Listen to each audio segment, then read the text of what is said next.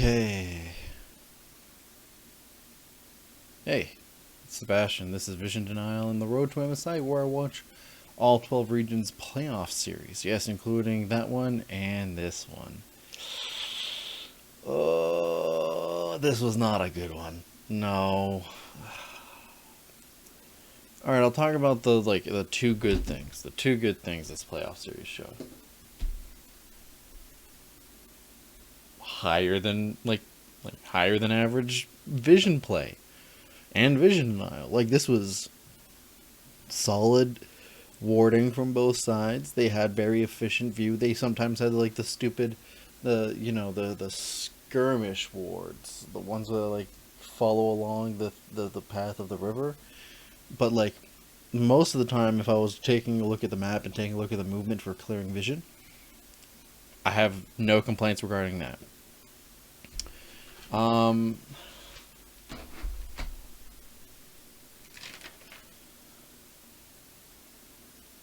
I guess this is also two teams that don't rely on Tom Kench and or Udyr. Champions that have literally been in every playoff series at least once in in any form through bans or picks, and neither were here at all in all three games. I guess that can be considered a good thing. It leads into my next point.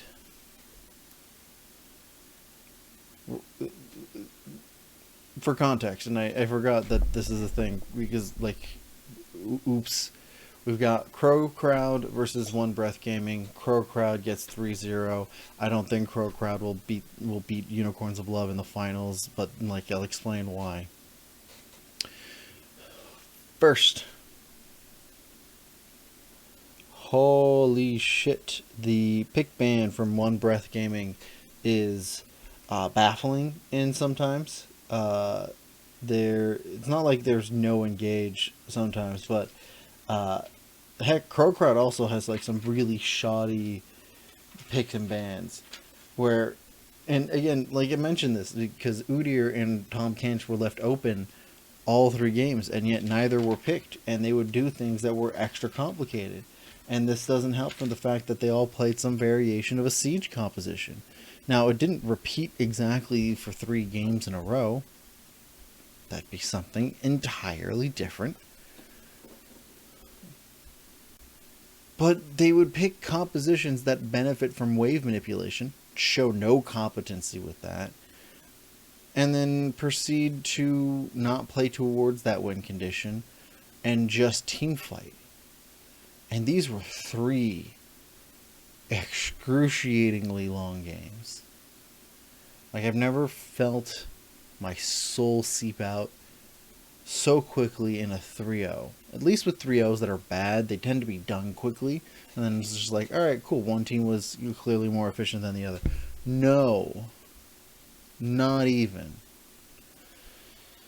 And because these two teams focus a lot on team fighting, you would think the positive that I gave earlier about their ability to do vision control and vision denial to be an asset. Not really. Very rarely that I can account for was vision used in any way that's efficient during team fights. In fact, I would say that just barely, One Breath Gaming is slightly better at team fighting. But that's just because CrowCrowd are just not good at target selection for some reason. They would have some very shoddy target selection by the time that they needed to have a much better sense of target selection, like picking better fights or picking better targets to start off a fight. Then it'd be very late into the game, and if they make any mistakes, they lose. But here's the thing. Both of these teams make really major mistakes, and neither of them punish very well. This is the weird case of the doesn't do very well to set things up, doesn't balloon leads, doesn't force the opponent to make mistakes, but also doesn't punish them when mistakes are made like most other teams. Most of the teams that play in these playoff series that are not a sure shot top 3, top 4 team for MSI are usually benefiting from the fact that they just make less mistakes and know how to punish the mistakes that their opponents do. In this case, neither team do that.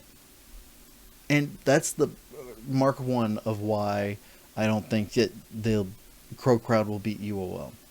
Mark two is that the ballooning of leads is just significantly like non-existent. It just doesn't exist. They all three of these series ended in one team fight, irrelevant of whether or not a Baron was gotten by one team or the other. Like, it didn't matter. One team fight to push to end. And, like, sure, you'd say, Sebastian, most of these games end like that. But the problem is that these games go on for 30, 35, 40, maybe 45 minutes. And then I'm here going, the gold lead has never surpassed 2K. That's irrelevant gold lead that late into the game.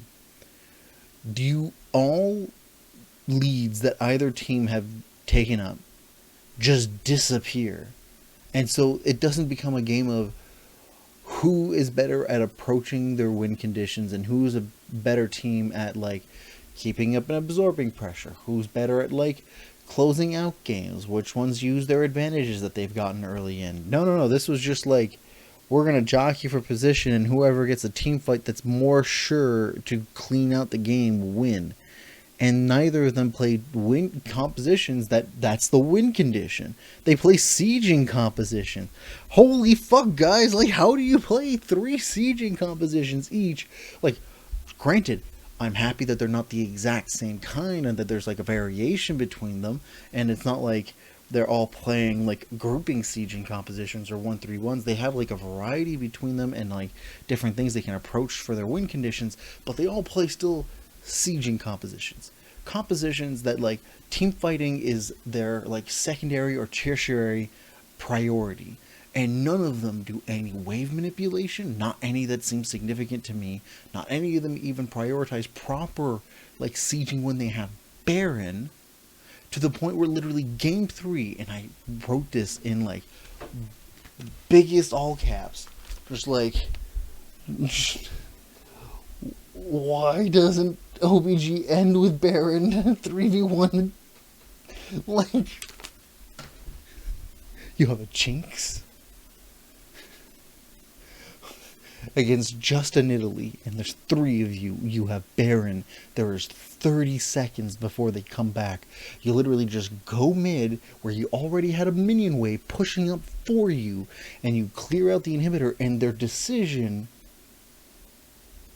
is not to ignore Nidalee, who's trying to, like, curb the wave. No, one of them tries to chase Nidalee away, and the other 2 go up and get the inhibitor, instead of just making sure that, like, oh wait, there was at least 4 minions. They just needed to, like, escort the 4 minions, have Jinx go through both of the turrets, and then boom, they win, and they can try 2 more games to get a reverse sweep, or 1 more game, and, like, they might not win the next one because the trend was that the CrowCrowd was just slightly better, but holy fuck, I can't. It just, I've never seen 2 teams so inept at playing to their win conditions and, like, closing out games. And what's weird is that there's, like, serious skill expression with these teams. This isn't like teams that, like, have an idea of how their win conditions and know what their steps are, but they have no skill. No, these 2 teams have, like, some players with actual skill expression, and yet 1 brain cell between all of them.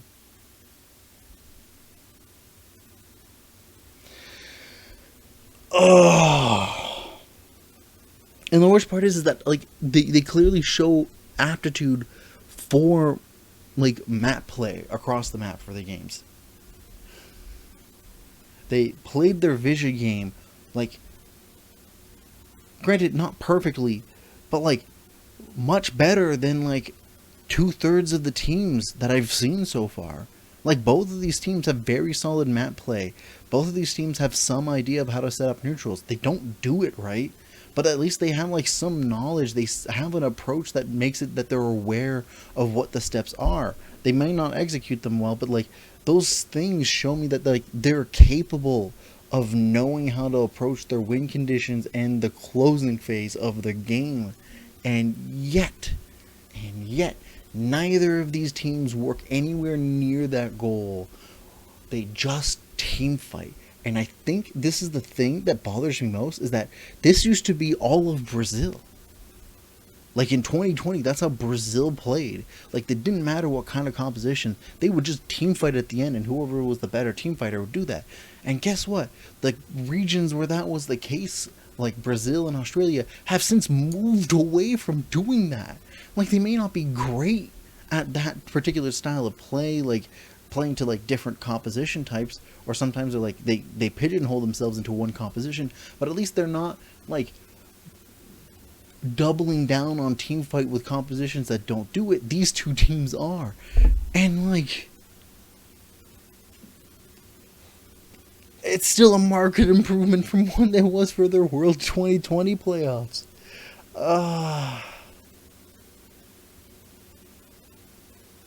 I harp on this. This is the one series, like, the Pacific region has, like, the series that are the most egregious sometimes.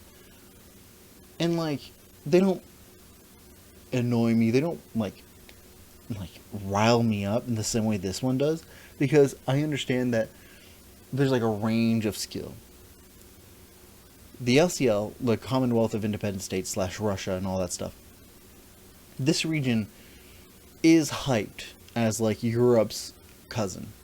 It is Europe's cousin's region, right? They're literally right next to each other. They share the same server. Sometimes they're even scrim partners with each other.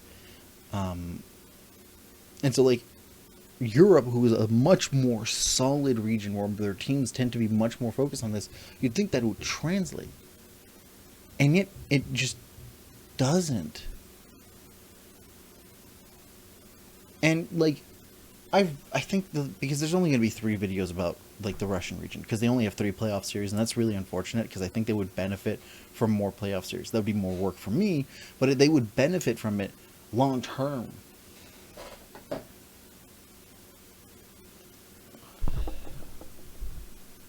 This region is usually fairly hyped.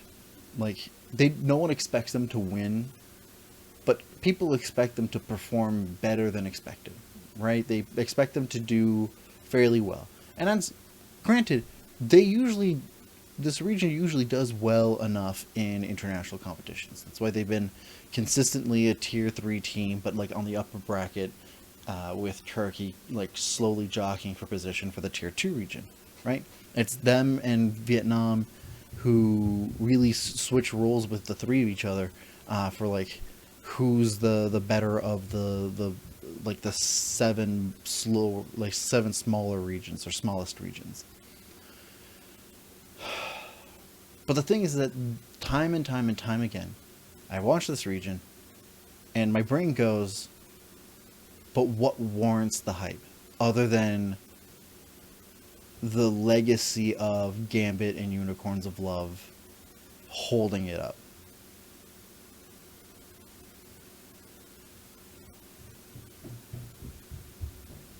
I have upstairs neighbors that are really loud for some reason. Like, alright. Thought experiment, right? Just like, imagine that these regions do really well. What does that say for, like, anything about the state of the game itself, right? Is vision useless? Is neutral objectives useless? Is the whole point of the game just like wait until the end and then whoever team fights is better? Because honestly, if that was the case, then why are some of the better teams finishing pre 30 minutes? This is a thought. I don't expect either of these teams to, or I don't expect CrowCrowd to finish or to qualify. And if they do qualify, then I think that says more to the state of that region than it does anything. And if it does, then I don't expect them to do very well amongst the tier 3 regions, let alone the against tier 2 and tier 1 teams. stupid kids upstairs. You guys let me know what you think in the comments down below. Leave a like and subscribe if you enjoyed the video. And up next we go back to Russia's cousins, the Europeans, for Rogue versus Shulka. I'm actually quite excited for this one. The winners of this go up against G2. And I'm genuinely excited to see what Rogue has to pull up in this series. Thanks for watching. Ciao.